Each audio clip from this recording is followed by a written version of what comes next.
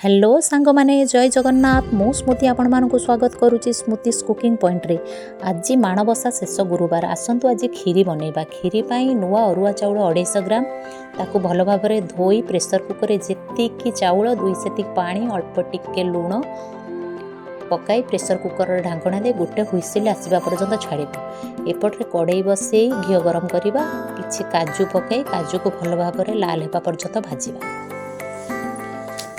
काजू भल भाव में भाजी हो गला परे काजू को काढ़ीदबा ताधरे किसमिस पकाई भल भाव में भाजवा। देखंतु किसमिस भल भाव में भाजी हो गलानी काढ़ीदबा। तापर से घी रे 4-5टी लवंग पकाई गोटे चामच चीनी पकेबा क्यारेमेल हवा पाई। क्यारेमेल हो गले कौन कि कलर भल आसीबो। ता क्यारेमेल हैला परे क्षीर को ता देहरे ढाली दबा। ढाली देला परे गोटे पैकेट क्षीर ताकू भल भाव में चामच साहाय्य रे मिसेबा।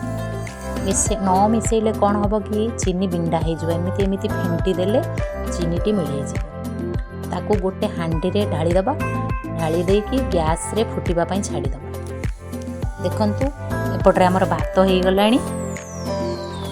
भात को 3 ରୁ 4 चामच से क्षीर मध्य रे देबा।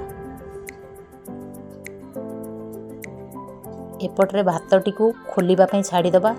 चाउल बसतिले अधिक टाइम नहीं था जेहेतु प्रेसर कुकर रे आमे कले कम समय भीतर हो जिवो। एपटरे जेतिके आउ भात बंची थिला ताकू गोटे पात्र रे काढ़ी ता देरे किछि दही पके गुळेई साइड करी रखिबा।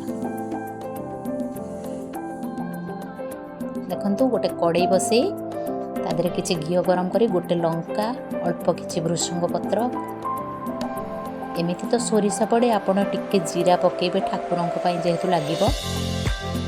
आउ टिके हेंगु पके